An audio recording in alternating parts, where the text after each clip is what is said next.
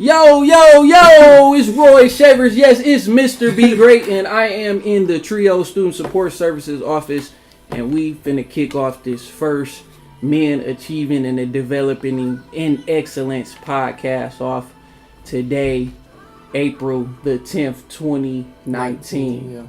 How y'all guys doing, man? State your name and your major and just some stuff. Let's just talk, you know? Yeah. Doing good, and you, Roy? My name is Daniel Green. I'm a computer science major, and I'm a junior. Yeah. My name is Marquise Chambers. I'm a transfer junior from California. I'm a journalism major, multimedia concentration with a minor in sociology. My name is Kaylani McLean. I'm a sophomore computer science major. Demonte is hurt. They call me Ted. Managerial science major. Samuel Davis, sophomore, music education major. And that's about it for me. Look, make sure y'all follow me on Instagram, Keys_Keys14. If y'all don't know how to spell Keys, it's QUIS_KEYS_14. Go hit that like button. Go hit that follow button from here. Okay. Yeah. Hey, Kalani, man, you keep talking to us about this Forex trading and everything about that, you know, and I know everybody keeps talking about how they think it's a pyramid scheme and all of this and that. My advice to you is to go out here and do your homework. You know, you can do whatever you want to. I ain't knocking it. I ain't tried it. But what I'm telling you is don't get caught up in listening to what other people telling you because they making money off that. You got to do what you think you can make money off of it, you know. That's my biggest thing, you know. I just got one question though. So, what's your end goal in all of this? From Forex? Yeah. Well, I just want to use Forex like right now as a source to make money and keep making money as long, you know, as we got currency around. It's like one of the markets that I'm investing in. Like there's 3 other markets that I want to get to, but right now Forex is just like my first step. Like I feel like it's a way to, you know, like to help people be financially free. There's people that quit their whole jobs to just dedicate their time to do Forex, you know, do stocks and all that stuff. You know, there's people that make money off stocks, all that stuff too. But, you know, I don't want to say I want to be a jack of all trades, but I do want to learn Forex and I do want to learn stocks and, you know, more stuff down the line. What got you really into like Forex? Like who got you into Forex? Well, so I had me and my homeboy. Well, I was introduced to stocks by watching this movie called The Wolf of Wall Street. Okay, good. I don't know if y'all ever seen that. Yeah, Right. And I saw that. And I was like, yo, I'm gonna do stocks and I'm just gonna be rich. This is like high school mentality. And then I hope that's not how you think it's actually. Like, well, the environment. Because that was a scheme. Yeah. Well, yeah. I know. I know now. You know what I'm saying? But like I said, that was high school mentality. You know, I was like sophomore me in high school. Then came to senior. My colonel in ROTC, he started teaching us about how stocks really work and, you know, stuff like that. So I was like, you know what? There is money to be made from stocks, so I'm gonna learn how to do stocks. Came to college. I was still sitting on it. I met a homeboy of mine. His name was it don't matter what his name was, but he was doing stocks too, and he started trading and day trading stocks. And I was like, oh, I didn't know you could day trade. I thought stocks was just you putting your money into the company and watching it grow. So after that, we started doing it. Then we knew what common person that did Forex, and he was telling me about it, you know, and I was already interested in the stock side. So I was like, you know what, let me check Forex out. So I went to one of the meetings. I like what they was talking about, and I was like, you know, I can do this and I can make money off of it. So I was like, why not? Okay. Do you plan like to educate others? I mean, I can if they want to be educated. A lot of people are going to think it's a scheme and you can't make money from your phone and this and that. But if you want to be, like, if you're coachable and you're willing to sit there and learn what I can teach you, you know what I'm saying? I can't teach you right now because I'm learning myself, but if you want to learn, you can, you know what I'm saying? It's people out there that do this, like I said, for a living, making bank off of it. But the thing about Forex is, just like a lot of other markets, Forex is one of those markets where you do need money to start. You do need an initial investment. You see what that say right there? Up there. We got it pulled up. Forex trading may make you rich if you are what? A hedge fund with deep pockets or an unusual skilled currency trader. While this could be interpreted to mean that about 1 in 3 traders, what they say, does not lose money trading currencies, that's not the same as getting rich trading Forex. That's just what somebody said. You know, I just feel like it's the big thing that's on going around right now. Just like how Bitcoin was going. was, yeah. And Bitcoin, ain't nobody really talking about it no more. And in my eyes, I'm not on social media that heavy to know, you know, all of this stuff. But, you know, I hear this stuff from you guys, you know, about it was a real hot commodity. I had a former manager of mine, Chinese dude. You guys would never believe this. He was trying to put me on game. Swear to God. He was telling me what y'all need to do is get invested into Bitcoin. I'm like, what Bitcoin? Like, he's like, you can get rich off of Bitcoin. It's like trading almost, isn't it? Correct me if I'm wrong. And he was telling me, it's basically like replacing the dollar. Yeah, and making your own currency. I'm listening, and I'm working, and I'm listening at the same time. Like, so I'm receptive, but like, I'm not fully receptive because I go back and I look at it like, and it's a saying like, scared money don't make no money, but also like, if you're not smart with your money, you can also go broke as well. I feel like Lose a lot of money. I'm sitting here like, and I'm listening to this man, you know, he really putting me on game. He really putting me and my coworkers on game. He trying to get me, like, my coworkers rich. Because he don't want us to serve people food all day. And he the owner of this, the place I'm working at. And it's crazy because my coworker go home, I go home, you know, regular night, I get off work, whatnot. And I go home, do what I do, lay down, kick my feet up, play 2K. And my coworker hit me, he was like, I'm thinking about investing into Bitcoin. I'm like, off that little conversation we had with our manager, he was like, yeah, like, I'm trying to get rich. And this is another Asian dude who go to San Jose State. He's a good friend of mine.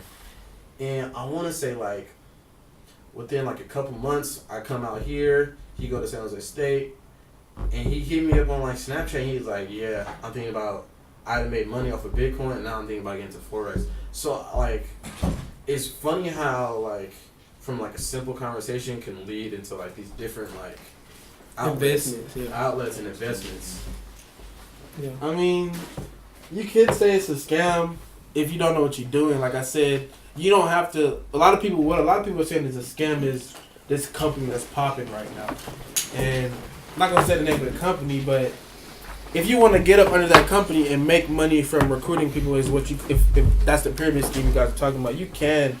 But the Forex market itself, I feel like you don't have to go into the company. The company's just educating you on how to make, how to trade and stuff like that. There's people on there that are successful from doing it. You know what I'm saying? I feel like if you want to like in life, I feel like you want to like do something like if you want to be good at something, and there's people that are proficient at what you want to be good at.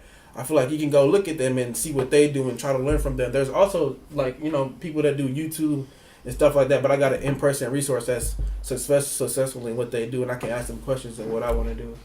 But true, but with me, my whole thing with you, and the reason why, because a lot of the dudes, they were saying like they wasn't even finna argue with you over this because like you was steadfast in your decision. But I'm just a believer in opening up my eyes to opportunities I never seen before. I don't think Forex is a bad trading option. I just feel like for you being such a novice at trading stocks and buying currencies, period, you should have started off on a more smaller, more safer level. Even if it's not like the checker move, like it doesn't make you money as fast now.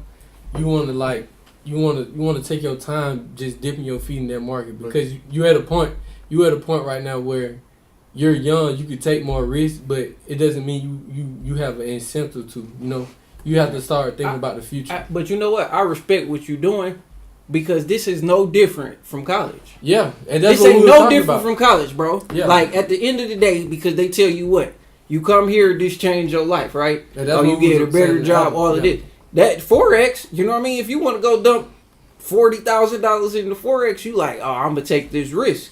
It's the same way that you took this risk with this education. Sure. But if you don't put in the work, like I've been taught, if you don't eat, you ain't gonna get nothing out of it. You have to eat at what you want. So with the Forex, it's people out here that's eating. So when you come to us and telling us this stuff, we want information. Mm-hmm. You bring us, and I told him, I like when you was back there, I told him, I said he gonna come back one of these days and he gonna be and made 15 racks on us, like that. Because we kind of push you, like, he like, nah, they don't believe in it. I'm finna go look this junk. I'm finna do it. I guess you could say that. I don't know if this is true or not. I was told that there's in Forex there's a little like training thing you can go through where it's not you invest in like fake money. The demo account. Yeah. So That's what he been doing. that's what I've been doing. And Alright, that's what I show like every time. So it's, the app's called MetaTrader 4. You can use MetaTrader 5 if you want to. I don't know what the difference is, but I use MetaTrader 4 to trade my real account. So when you sign up, you get a demo account, and then you get a real. And then when you feel like you're proficient enough, you could go through your broker and create a real account. So when I first started, like I was like, hey bro, look what I did on my demo account today. I was like, hi everybody, like anybody who like be around me a lot, I was like, hey bro, look what I made on my demo account today. They'd be like, all right, so how much of that money is yours? And I'll just be like, well, it's my demo account. I'm trading off the real market, but it's not real money, right? I see what you said. So they're like, oh, well, when you put some real money into it, and when you make some real money, then you can come back to me and speak, right? So I'm just like, okay, but like how like I said, I know somebody that like their biggest day made 5 bands in a day. You know what I'm saying? So I'd be like, well, I know somebody that's done it, and, you know, so I know it's legit. Like if you just come to one of the meetings and you can see what it's about, but like, nah, bro, just when you do it, just let me know. But my whole thing is, like, I know somebody who's made like 10 bands, right, off of Forex. That's all they do. And a lot of people who do Forex, I've noticed sometimes, and they're like the real, like real good ones aren't in school. So they have a lot of time on their hands to sit there and trade. But my whole thing is, when it comes to that moment where you take a huge, like, loss of money, how you gonna bounce back? And how you gonna feel? Because, you know, I don't like taking huge amounts of loss of money. Like, I don't know about y'all. Like, You just don't put that much money into it. But sometimes it hits you like that. Because sometimes you have your money locked up in certain currencies or stocks. Just the And when risk. it hit, that's the point. you gotta go big. You gotta go big on big. That's the Exactly. risk you Well, taking. I mean, you know what I mean? And especially with Forex, it's like a advanced stage of like stock, and it's more riskier because the company. I always argue this: the companies, U.S. companies, they gonna be there, Hey. but the currency that's controlled by the country. That's more unpredictable. When I gamble, I'm going all in. It's all or nothing. That's the whole when point. I go though. to the casino, that was how it was. It's all or nothing, and that's how I feel what you're saying. You know, but I'm at least know what I'm doing. Yeah. Like I ain't going to the casino and don't know what I'm But doing. that's the whole point. That's what me and Marquise argue. We said ain't nothing wrong with going all nothing, but how you gonna bounce back? What's your plan if You drop off. you drop off? If you take a L, that's what everybody always talk about. it's, What you gonna do when you take that chip to your shoulder? Are you gonna keep trading, or is it gonna be something where you say, you know what, I might need to ease up? Well, That's why I always say take your time into something like that. I don't know much about how the trading works, but I know you're supposed to study it and watch how sales are going and Yeah. something like that before you actually like. That's what I said. That's what I was saying earlier. Like you're supposed to, like a lot of stock trading. What I was told by my friends who are in business and whatnot, a lot of it is just reading. Like if you're able to read on what the company is doing, reading on how they're doing, what's making them Their innovations. Yeah, what's making them fall? Like if this product is good, okay. Exactly. Hey, I got a question. So, like, what's the difference between, so say you trading currency right now. So, what's the difference between watching the currency and try to study stocks or companies? Exactly Putting what your I money- said. It's more riskier because with the countries, it could be a civil war one day, or it could be a genocide. The currency gonna drop. But with a company, at least you can study up and be like, you know what, this is why you think at those shareholder meetings they be trying to kiss so much, you know That's what. where the reading comes in. Big- Like. Exactly, because they're trying to appease the shareholders so they can invest more money. That's why people that invested in Apple, they was like, oh, you know what, I'm gonna put my little $30 in there. That money flipped to $30 million, and now they sitting up top like, oh, But when was that though? When did that happen? But I'm saying though, you could have did that because that's how much exponential. I don't know exactly. I'm just talking. But you don't know though. I'm saying, but that's the I don't know point. what's That's the gonna whole happen. point. That's why you take your time. You just don't go all in or nothing. You just read up on your face like Marquis said and get behind a business that you think is going to be innovative in the future. And know when to put your money in and pull your money out. Exactly. Well, so you said, well, I'm gonna just go back to what y'all said a while back. Y'all was saying, what if you get hit one day or something like that, right? Yeah, how you bounce back? So, like, it's like especially for Forex, like there's things that you can put in place where, cause you know the market's always moving up and down. There's things that you could put in place when you're trading to say, hey, I'm gonna enter the market at this point. If it goes to this point, take my money out, because I've already made profit. There's some things that said if it hasn't hit this point and it's gone below this point, stop the call, and that's my stop loss. You know what I'm saying? There's things you can do. It's called proper risk management. There's things you can do to risk your money properly. Of course, there's gonna be days when you lose. You always lose. You're right, and there's gonna be days when you win. You know what I'm saying? But I mean, that's just one of the things. You was also saying, I'm like, read up on stuff. Mm-hmm. Well, of course you gotta read up on it. Like, what you put in is what you get out. If you half-ass trying to learn how to do Forex and you get half-ass results, it's what you put in, what you get out. I started now, like I'm starting now, but I'm like, I wanna take my summer to dedicate my time to learning Forex. Like, I understand it. For a new person who is willing to get into Forex and knowing what you know now, what would you tell that person who wants to, like, you know, do what you're trying to do? Like, what's the one thing off the back of your head that you would say it should look to do? Well, like anything, do your look up on Forex and what it is.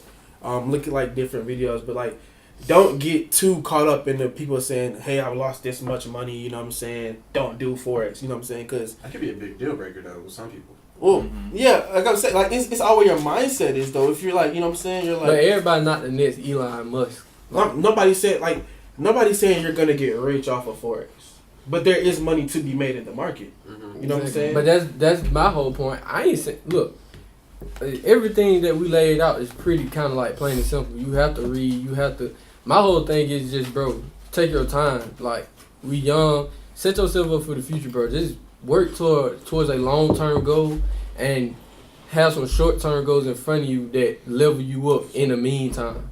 Like, that's why I always told myself, like, bruh, with the position where we in, especially us, just us being males and black men in general and any other race, you know, you have to break the trend of your family, like your mom and dad. You know what I'm saying? Yeah. You have to be that sacrificial lamb. That's why I be trying to tell Roy. Like, I always admire Roy because he's always willing to sacrifice for us, and that inspires me. You know, the thing is, bro, you have to be better than your mom and dad. You get what I'm saying? Like, you have to make better decisions than they made, so your generation of your kids and your kids, they can make better decisions as well, and you could create a better foundation for them. It's just like, bro, growing up in the hood, the reason why it's so difficult is because I make this analogy at work. It's like you basically born in dirt, and you don't know you're supposed to turn into a flower. If dirt is all you know, you'll never grow out of it, but you'll stay in there because you feel like that's your comfort zone, but you don't know you have the potential to blossom and turn into a flower. That's the whole reason why people that's born like into the streets or into a bad situation, that's why they don't make it out, because not everybody is born with the same mental capacity to say no, or not to be peer pressure, or not to follow the same trends that other people have, or have the same type of hard work ethic. That's why those elitists, they be all out of touch, because they say, oh, why is there so many homeless people? Why they just don't get a job? Because everybody not born like you. Everybody wasn't born into the same conditions. We have to learn perspective, and that be my whole thing. Just learn perspective, even when it comes to the investing thing. Like, take your time and just make sure you know what you're doing. I feel like all that other stuff is kind of commonplace. Like, yeah, you have to read up on it.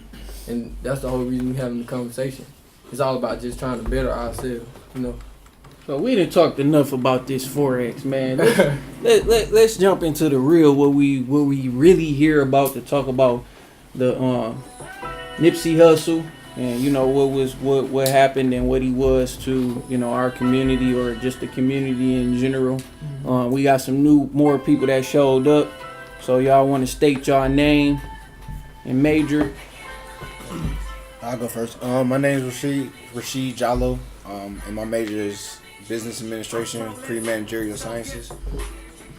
My name is Ross Henry. I'm a Business Managerial Science major. All right. Tiz, to turn it over to you, because you the one that, you know, brought up this whole idea. Nipsey Hussle. Just I just want to get like overall thoughts on the situation in general, like just as far as like what he did for his community, his music, his impact on his fellow celebrities, his just everything. Lauren London, how you think she may feel about the situation? The dude that even killed him. How we have the dude that represented tried to prosecute OJ representing his killer. Like just every possible aspect of Nipsey Hussle. I just want you guys to give like your kind of like first reaction when you heard the news. Man, the dude was 33, bruh. Yeah. Like, so that's like young, bro. You still young, you know? Mm-hmm. I ain't even turned 35, so it's just like I look at, dang, we let somebody that young, you know, be taken off this earth. You know, I ain't know a whole lot about, you know, who he was either. And I know, you know, can you hit that? Turn this shit around. I know people talked about him. I know a lot of people told me about him. Like, Roy, man, go listen to Nipsey or go, you know, watch his documentary. One of my friends told me, he said, Roy, I don't want to talk to you no more until you go watch the documentary on Nipsey. And we ain't talked for like 2 months because I hadn't went and watched it, you know. And then when I went and watched it, and I'm like, yo, he never left, you know what I mean, from where he was, you know what I mean? And he kept building and building. He started on the streets selling socks, shirts, you know. And then it led to him buying up what he bought, you know what I mean? And wanting to teach his people and staying in that same community. So it was like what he's done and seeing how he's rubbed off on other people and other I'm like, yo, like this man's special. You know what I mean? Like how he moving the earth and moving the world and how people affected by it. Man, it's crazy. You know? Yeah. Just to add value to what you said, I personally, me neither. I didn't know a lot about what he did just because I always seen him just like an artist. So I just never really listened to his music.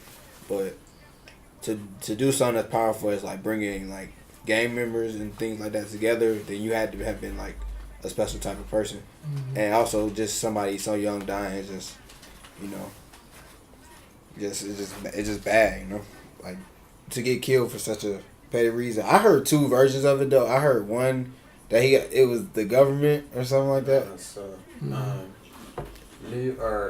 LA Times wrote an article I presented in Come on, journalist. Yeah, LA Times wrote an article I presented in class. So from what they said, that Eric Holder, the person who killed him, had recently gotten out of jail. You know, he got out of jail because he snitched.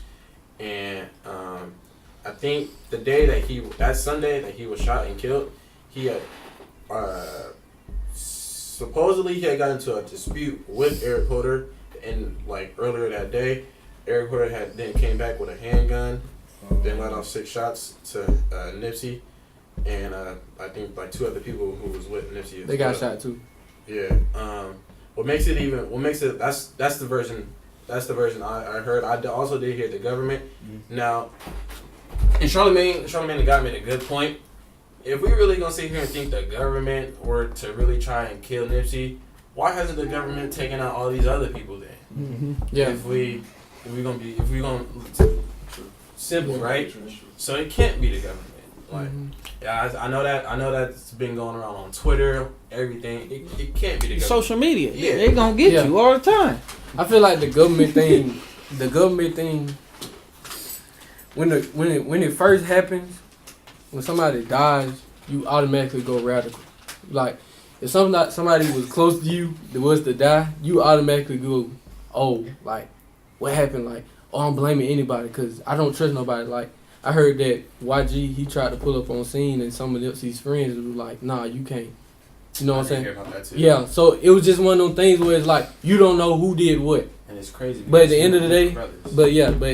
it's just like, a man killed him basically out of just, that's what it kind of Spite. But we don't know what happened. But that's what I'm saying. Like, but that's what kind of fused it. Yeah. That what kind of fused it, bro. Fused that type of hatred. Like, I know dudes like that's in the streets now. Like, if they see somebody famous, they like, oh, what's up? Yeah, you good? What's up? You straight? And then it be dudes that sit back and be like, oh, he made it. You know what I'm saying? Cause like we grew up the same place, we was in the same situation, same environment. It's just like, but he did something. It's like, how he get to do that and I didn't.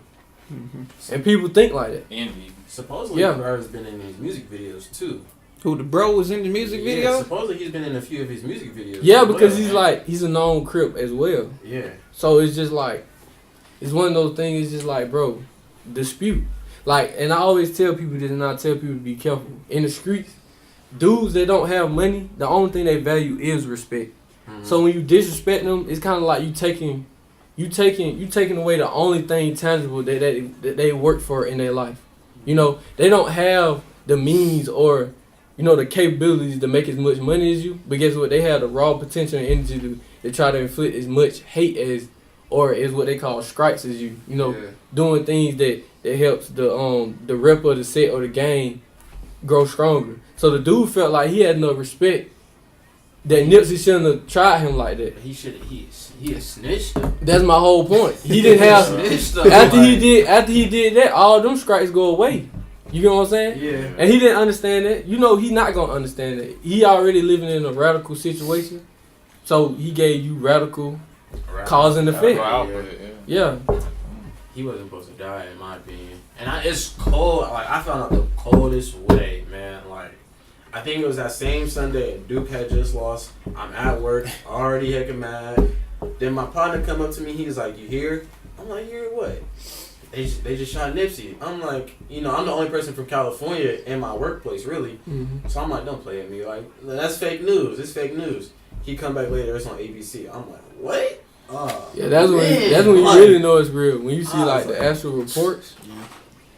Nah, sure this man wasn't supposed to die. And like, I remember listening to Nipsey when I was in like the summer going into 8th grade, where he had the song with YG and Tiger. I can't name the name. I can't name the actual title of the song. But you know, if y'all know the song with Tiger, YG, and him, when Nipsey was a skinny mother, he was a skinny young fellow.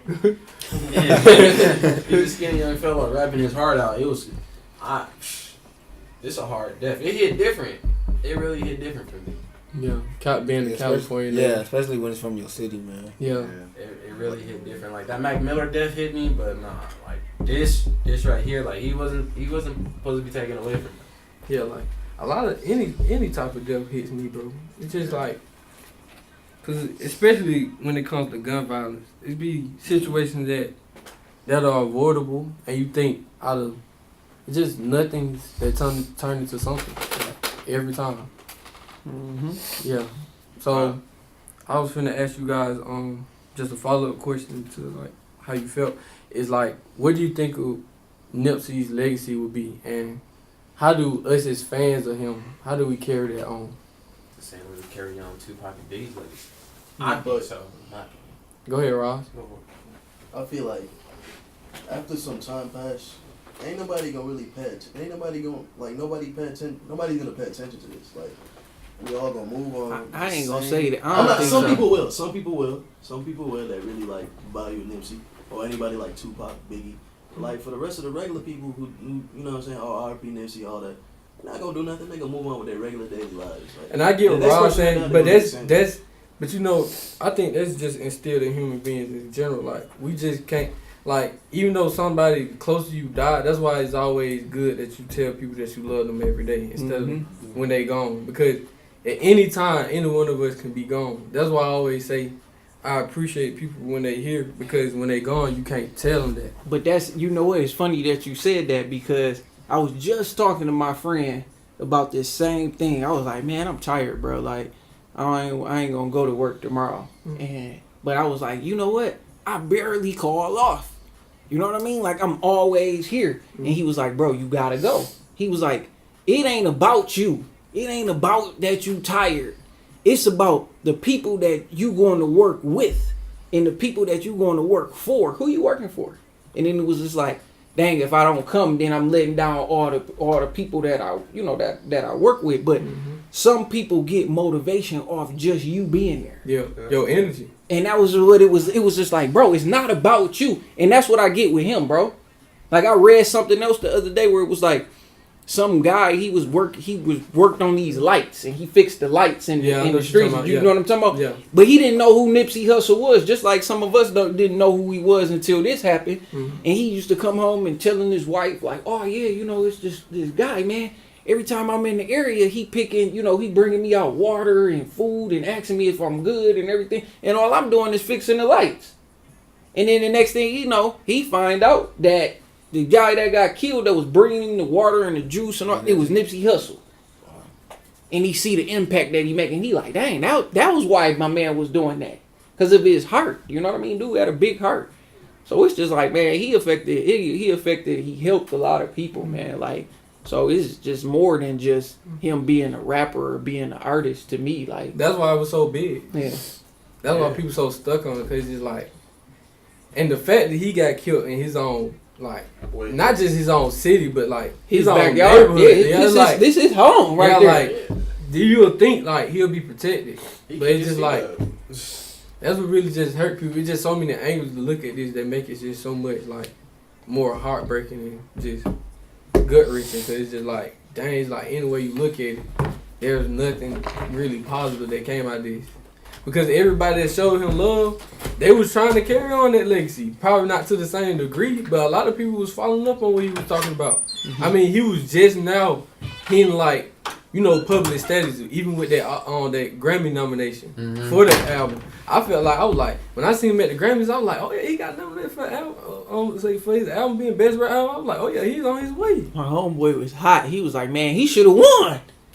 He should have won over who? Cardi B? Yeah. He was like, man, he should have won, bro. He was like, she ain't even write the song. Like, for real, he was for real. And I was like, yo, like.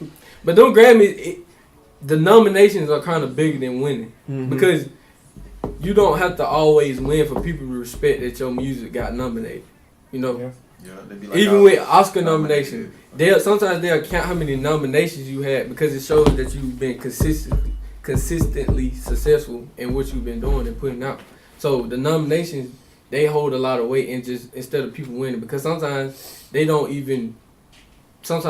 it right, in people's opinion. So people hold the weight to the nominations. And my heart go out to Lauren, really. Oh yeah, most definitely. That's the first person I thought about. Where was she at when it happened? When it all went down? I think she was in the stores, wasn't she? Was she there? No, I don't think she was there. She was. She found out. Yeah, she found out. Oh, okay. I know his daughter was in the stores. Yeah, I heard that. I did hear that. And they said the brother jumped up and he was there like that. Like, I know I overheard that. I just seen, only thing I seen of her was a video and she would come to the hospital and somebody told her, she was like, tell me it's not him. So, like, something's not true, and then she ran in there. And I guess she found out what happened. And it's just so sad because, like, she's young and it's just like his kids are young. They really never really got to see the type of man he was, He never got to raise his kids or evolve with his wife as he should have, And that be the thing, when you rob somebody of their life, no matter how old, people always feel like they always had the potential to do more. Yeah. And that be the thing about it, like, even when dudes die at 80 years old, you still be like, dang, that legacy he had. He still could have did something, That's what you always think about. Mm-hmm. Like, the fact that you won't ever see them no more. You won't ever be able to hear them talk. Not a new word, just some of the same stuff they always been preaching. They never got a chance to grow. That's just like one of my good friends, he grew up around the corner from me. Mm-hmm. And, like, when I partied and I went to college, I really went back home. And he got killed when I ended up moving back home. But the only thing that I got, the memory that I got of him is a obituary and his laugh. He had a unique laugh, you know what I mean? And that's just one thing that I always remember about him. And the yo-yo. Yeah. Every time you see him, that's all he said, yo, So it's just like, when I say that, it's just like, me giving back to, to who he was, He always brought that laughter, and that's how I think people gonna remember him, who remember Nipsey by his, the stuff that he did for people. Like, it was like, he wanted you to succeed better than you wanted to see. It's like he wanted to see you do better than what you actually want to see yourself do. So that was what, that's how I feel and what people are and really that's how society should be built. Like, you can't get the money and just run away from the problems that you initially had. Like, even though that happened to him, I would still just tell people, like, if you made it, and T.I. does it too. Like, he invested back in Bankhead with affordable housing. I think it's just like, bro, the only reason you're gonna change the trend, cause you made it out. Somehow you had the mental gall and the hard work, and you had the luck to be like, you know what, and the courage to take a risk on yourself. You know what, you made it out. A success story. Yeah, really. basically. You bring that back, and you bring that wealth back, and you give people the platform to where they can make better decisions than you did. Mm-hmm. And that's what all giving back is. Volunteering, we ain't volunteering just to say, oh, we volunteering. No, you trying to make change. You trying to make the world a better place. Mm-hmm. And people always try to make it seem like it's bigger than what it is, or that's just how life is.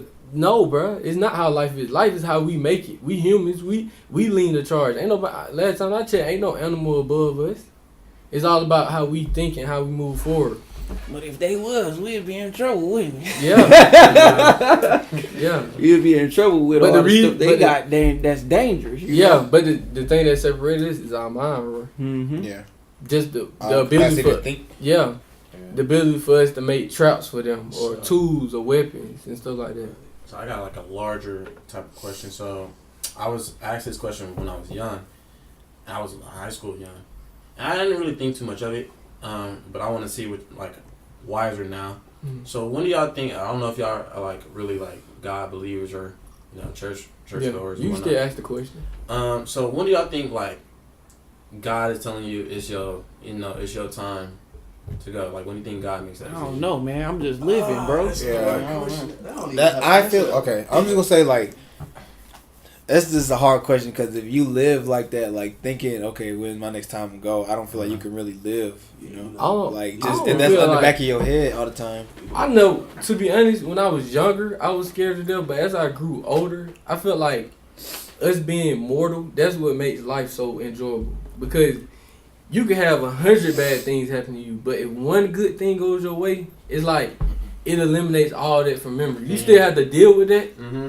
but you still move on. Like that's us as just humans. We bred to keep moving. Even when death hit us, even when adversity hits us, we're just strong like that to where we just keep moving. That's why Rod said what he said about people moving on from Nipsey. It's not that they forgot about him. If you bring him up in his legacy, people gonna be like, oh yeah, we respect it. But everybody still have lives to live. We're still trying to get to a point where we feel like we can give back, or we feel like we have enough positive growth within ourselves to where we can give something away. You can't give nothing away if you ain't got nothing to give. Like if you yourself aren't mentally and physically ready to give back, then you can't do it. You're just gonna be stressing yourself out. That's why people take advantage of like emotional and irrational people, because that's all they do.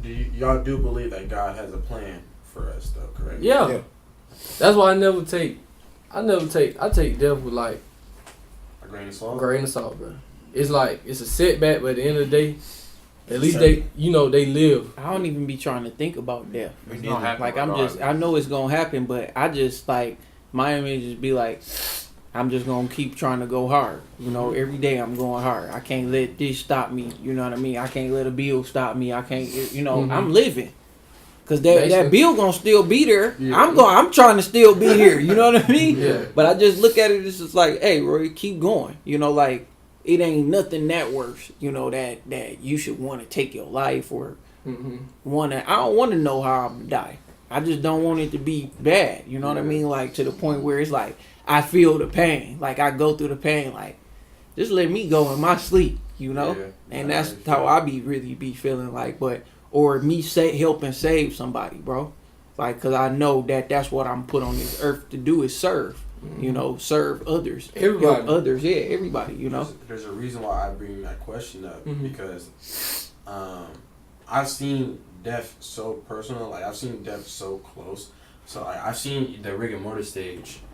I don't know if y'all know what rigor mortis is. I've seen that like happen to my uncle personally. So like I've had close real close encounters. I still have that image in my head, like his exact position, the smell, the environment, the whole aura of the thing. So like there's a reason why I'm bringing that question up. But how can I phrase it? So what about the experience made you phrase that question? Like what? That was probably my first time I've ever like. So you was right there. I was literally like, it was so bad. I'll tell y'all the experience. Yeah. So you know how y'all get that? Your mom call you and you automatically know like Something ain't right. So Yeah, when somebody call you in general, you hear the worry in your mama's voice. She was like, I'm like, what's wrong? I'm like, what's wrong? And I hear the ambulance start coming outside. I'm looking out the window from my room. I'm like, oh, crap. And I kid you not, like, his apartment is my house, and his apartment is right across the street. I get to the other side of the street, and I smell it. Instantly, don't want to smell that at all. So my mom like, don't go in. It's like a terrible foul smell. And I'm like, no, it's my uncle. Like, you feel me? I'm old enough. I want to see what's going wrong. Yeah. I walk in there, and I'm like, bro. I take a step back from life for a minute. Like, I ain't never wanted to see this. My mama was right. She was like, you're not gonna be ready to see that. And I wasn't ready. It was like a real big shock to me, cause like I ain't never been so close to death like that. I never had somebody in my family like. Granted, I did have my auntie Gail die, and that was different. Because I wasn't as close to my auntie Gail as I was close to my Uncle Larry. Because my Uncle Larry was living with me.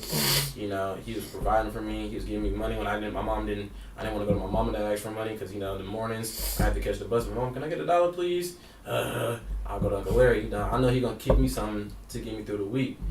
And when he moved across the street, I was like, oh, he's not in the house, but, you know, he's still right there. And I used to go over there, chill out. If my mom was yelling at me, you know, I need someplace. If I couldn't go to the park, I go to his house and kick it, watch some TV, do my homework, then go back home. Mm-hmm. When I seen him like that, though, I was like, damn, he not there. Mm-hmm. So that's why I phrased that question like, that's why I phrased that question. And I'll take that back. I take my own death with a grain of salt, but I take other people's with a lot of care. Like, if you're around me a lot and all that, I really do feel for the fact that you're not here no more. Like, mine personally, I'm not going to be here to experience it. You know, and I always juggle with that fact, like, do I want people to die before me, so they don't have to feel the pain of me dying around, or do I want to die first and just, you know, not have them live that, you know, that pain? And it be a thing of like, it's like you just, bless you. It just be that thing of, I never been that close to death, but my granddad died of cancer, and I feel like it just be that thing of like, they really not gonna be around anymore, and especially the circumstances in which they died. If it's like a horrific death, like they was like, you know, mutilated and all that, it really like tears you apart, because like that wasn't deserving of the type of person he was, and that would kind of tear people apart. Even with the Nipsey thing, it's like for him to get shot, that wasn't the death that he deserved. He deserved a more organic death than one that was just so vicious and just hateful, you know what I'm saying? For all the love he put out. And I think that's what kind of hit you. Even just walking in there, it's just like, he's not there no more. You know? I remember that, like, seeing that exact position. I remember, like it was yesterday. Like, it's vivid in my mind. Yeah. So he died in the house, or he died in the house from overdose. Apparently, he had died, like, 2 weeks, or I want to say a week and a half prior to us even, like, you know, going and checking. Finding out. Yeah. What actually, and my next door neighbor had went over to check up on him, or like to go and see, because he hadn't seen him in a while, and he had, you know, smelled the smell, so he bust down the door, and there he was. But I go another route, and I hate when my mama say this. She always say this to me. She's like, "You're gonna appreciate the things I do for you when I'm gone." And I hate it so much, and I can't. And I say it like I hate it a lot, but I also understand. Like, I'm wiser now. I also understand where she's coming from. Mm-hmm.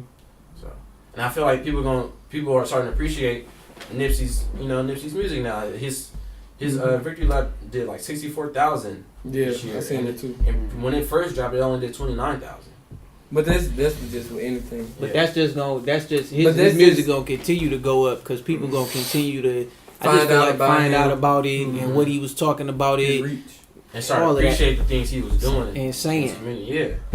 That just comes. Yeah, go ahead. What he was saying about his mama, my mama always used to tell me that. Well, me, my brother, and my sister. I got 2 other siblings. Mm-hmm. So when she would tell us that, we'd get pissed. Like, I ain't gonna lie, I used to get mad. Like, bro, why you saying all that? Yeah, stop like, talking like you making me mad. Like, be quiet.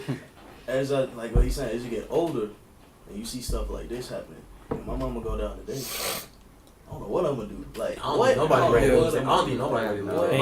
And y'all can say that, bro. I at the same time, yo, I know I'm a little bit older than y'all, but I ain't lost nobody in my immediate family that I done grew up with. Bless. Like my grandmama, my granddaddy still here. They in their 80s. My mama and daddy still here. You know, like my immediate family, them the people that I saw my dad's side of the family. I ain't grow up with them. My dad's dad died when, you know, he was young. He was about 15, 16 years old. So, or maybe even a little bit older than that. But I just look at it like, dang, I'ma hate when that day come. You know what I mean? Like, because I can't say that it's coming soon or anything like that. But it's just like, when it happened, it's just like, what you gonna do? Because it's like, it's gonna mess mom up. It's gonna mess everybody up in the family, you know? But yeah, but that's why I always encourage people just to be like real self-aware, and that's why you said about that attitude lean to 100. Bruh, every day you have to treat it like a clean slate for you, and just be self-aware and just look at everybody's perspective. That's why I always when something happens, I always try to get, like you said, two sides to the story. I try to be like, you know what, I feel like this, but this person might feel like this. Like, when I was in high school, I used to think like, oh, I'm right, and people be just saying stuff, and they like, how am I wrong, you know? And sometimes I used to think to myself, like, you know, sometimes I might be the bad guy. Like, sometimes I might be inflicting wounds upon people by doing stuff subconsciously. Things I never thought I would do, you know what I'm saying? But you doing it, but you're not knowing because you're not being really conscious of your actions. Like, I would just advise everybody, like, always be prepared of what you fear to lose. You know, always be prepared to let go of what you fear to lose. Always, every day. And by doing that, just appreciate what you have in front of you. That's how you prepare. Every day, be like, Mom, you know what? I love you. Even when she's not expecting the call, just send her a little text. I love you. Even your girlfriends, even your little side pieces, just tell them. Cause you never. Nah, you can't tell them that. I'm just joking, but I'm just saying, like. But I mean, it's real though. Yeah, like, yeah, hey, yeah, not like, oh, I man, look. But you know what? I appreciate you. Even the simple, I appreciate you. Go to Rory one day, be like, you know what, Rory, and no, joking aside, I really do appreciate you. Dad, you know what, you did go. We had our arguments, but you know what, I really appreciate you, man to man. Even with the simple things, just look at anybody you fear to lose, and that's how you prepare for that, bro. Just every day, tell like, him how I be much getting you mad appreciate at my him. dad, man, when I talk to him. I'm like, damn, Daddy, talk too much, bro. You be quiet. And it be the stuff that I know that I'm supposed to be hearing. Like Ross said, like, I'm supposed to be hearing it. But it be like, Dad, you got me on the phone all day, man. And you repeating the same thing over. But it's like, okay, bro, like, I got to cherish this because, you know, you only get one. You know, you gonna miss it when it's gone. Exactly. You gonna miss them long talk. Exactly. That's all me. the little things that used to annoy keeping the little voicemails and keeping some voicemail where my mom and them do that. You know, they hit me, oh man, I ain't heard from you in a couple of days. I'm just checking on you. Blah blah blah. You know, it be like, and it only be like a day or two. You know what I mean? It don't be, but that be so long to them. Yeah. So you know, it just be like that. You know, but I try to go now. Like I always call my mom. Like I try to always call my mom in the mornings and make sure that she good, everything's straight, and you know, just go from there. Cause like we said, you know, we only get one. You know, one mom, one dad, or that one person that you know we share those qualities and those. You know, those loves with, you know, so cherish it. And you know, sometimes, I don't know if people can relate to this, but sometimes growing up in my household, it be hard to sometimes to say, I love you outright. Because sometimes, in like black families, it isn't always scripted to where you could just be like, you walk up to them and be like, you know what, I love you. I don't know if it's like, he's like that with my family because too, it's like, I don't know if y'all grew up with that, but it's just hard to just, I don't know if it's just black families only, but it's just hard for us. We always show what it's like tough love. Where it's like I'll direct you, I'll respect you, and I'll always show you the right way. But will I ever tell you? No. Cause it's just like it's one of those things where we don't know how to show love and we don't know how to appreciate it. It's like we don't know how to react to it. Said. Yeah, we don't know how to react to it. And I had that same problem with my girlfriend. Like she used to always be like, why you don't never take gifts from me, or why you don't never take this, or why you don't like me doing this for you? Because I'd be like, in all honesty, I don't know how to receive it. You know what I'm saying? Because I can show you all the love I can. I'm the type of person, I can show you all, but when you try to give it to me, I don't know what I'm gonna do. It's just like I don't know how to receive it. I don't know if y'all be feeling that with your others or anybody you feel. Yeah, go ahead. Definitely. My mama turned up on me one day. I tried to, after a long day of shopping and whatnot, we go to a little taco spot, and I'm like, I'm gonna splurge on my mama. You feel me? I got a bag with me. I bought her. She ordered her a little burrito. I'm like, cool. I ordered 5 tacos. My mama like, what? You ordered 5 tacos, and it cost me like, I want to say it cost me like. It did cost me a check like $15 for 5 tacos. Yeah. She looked at me so stupid. She was like, she slapped me upside the head in the taco shop. Everybody around like that. I'm like, what you slapping me for? Like, I just bought you a burrito. She was like, cause you spend your money so willingly. Like, you don't be taking the time to look at the prices. We got into it back and forth. Like, you never do this with my older brother. You always so hard on me. She hit me with the coldest line. And she said it's cause he understands and you don't. I was like.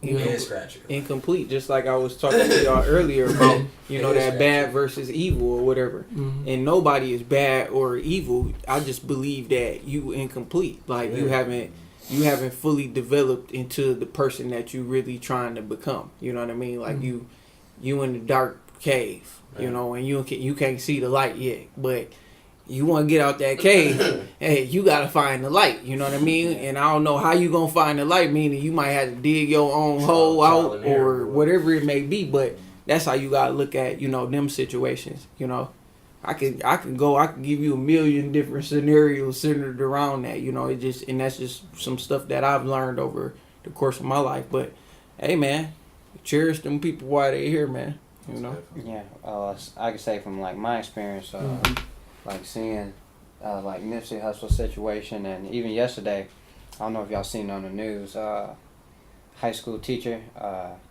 my old high school teacher got into an altercation, shot his significant other, ran off, and then he had instant karma, died in a car accident, fleeing from police. That was my high school teacher, and he helped me get a scholarship while I was in high school.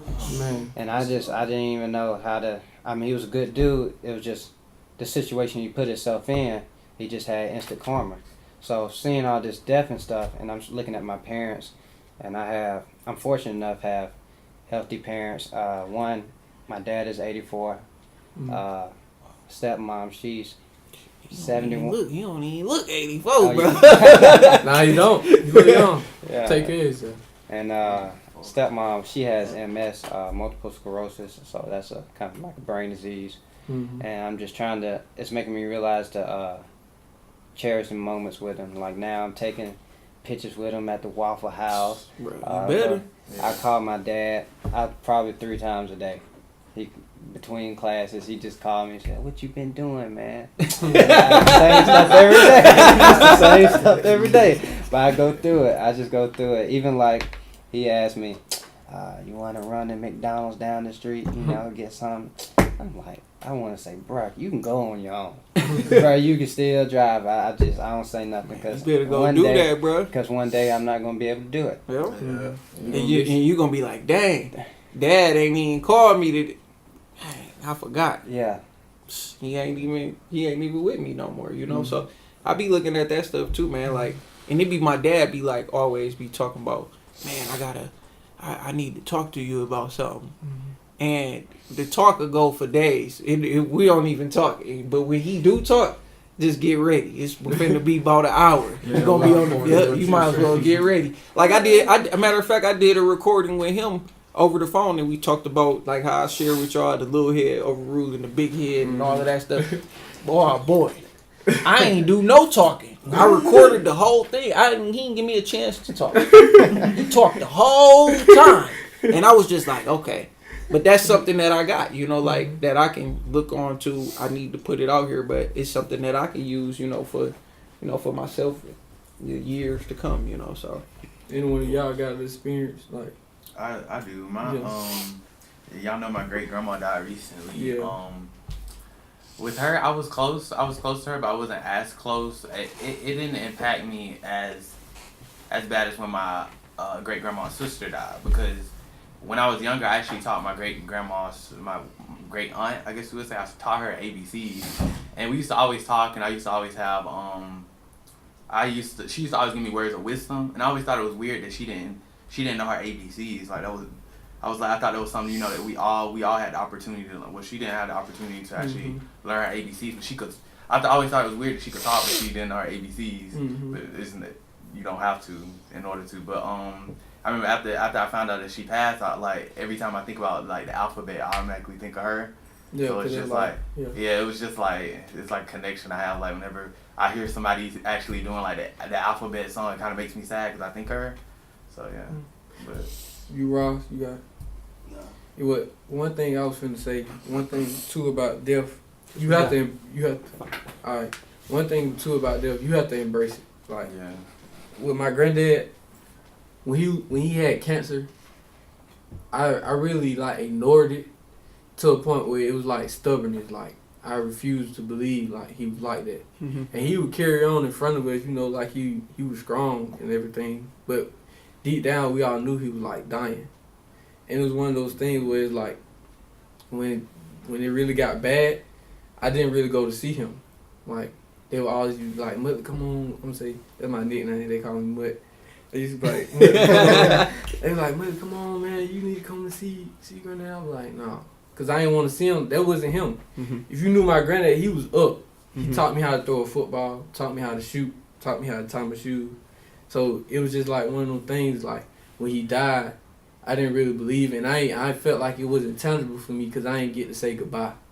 But I feel like it was like 1 week after his funeral, and I was sleeping. I was still thinking about him because he was on my mind like almost every day. And I thought about him, and I had a dream, and I had met him. Like he was running, and I caught up to him, and I just started crying real hard. He was like, "What you crying for, man?" Like he always used to mess with me. He was like, "What you crying for, man?" And then he kissed me on the cheek, and that's all I needed. And he left, and I felt like, and I woke up crying. And when I woke up crying, I just felt a sense of like a fresh air. Like I felt like ever since then, I just been over it. Like I still love him, remember him for what he was, but I still move on in my life because I feel like I finally embraced it when I didn't do it when he was alive. So that's one of the things too. Just make sure, like as they going through that period or when that period happens, just embrace it like with yourself, and just embrace the person that will remember them and just say goodbyes, like because that's all you can do. You can't go back. So we got about 3 minutes, man. We want to wrap it up here. Let's give the people something, to go away, take away from this. We know Nipsey, like we said, was big to not just L.A., but he was big to the world because we don't know what countries he affected. Yeah. I seen some stuff where he went overseas and was giving back and feeding communities and stuff like that. So. What advice can y'all give, to the young people or just people in general, at this time that we going through? What can y'all give them as we going out? I'll just say, we hear this a lot when we younger, but it's a real thing. Like, treat everybody with respect and how you want to be treated. Because nobody wants to be treated badly. Yeah. So that's a real thing. Because like this situation, when somebody that you love dies, you can't. And let's say the last thing that happened, like you were rude to them, like you can't take that back, So, yeah.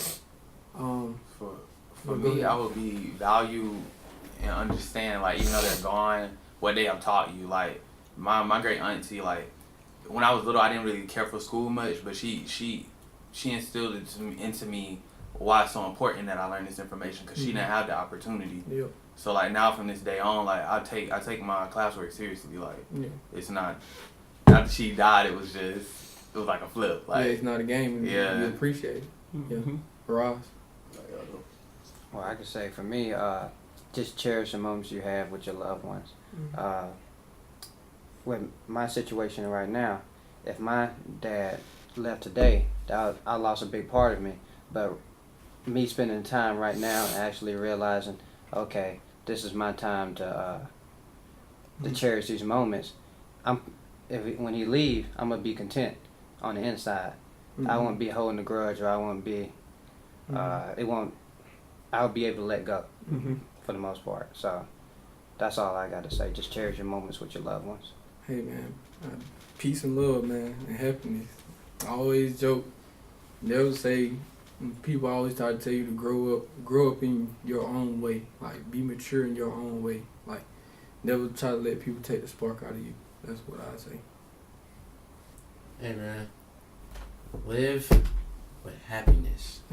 That's all I gotta say. Man, what? If you living sad, you're gonna be sad all day. Live with some happiness. Yeah.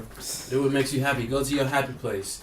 If that's eating cereal and watching cartoons, Do that. Yeah. Open up the mouth with that. Ross. Live every day like it's your last. I'm gonna call my mama right now. And my daddy, even though he ain't answer. Tell them where we're gonna be back next 2 weeks. Well, we'll be back with y'all in 2 weeks. We're gonna be doing this every second and fourth Wednesday of the month. I don't even know if it's the second or fourth Wednesday this week, but we just wanted to jump this thing off, and that's what we did. So we out. We thank y'all for tuning in and listening to the first Men Achieving and Developing in Excellence podcast. M.A.D.E. hit that follow button. Yep. Follow. Yeah. Subscribe. Yeah, follow Subscribe. M.A.D.E. Tweet. And that's a wrap. Yeah.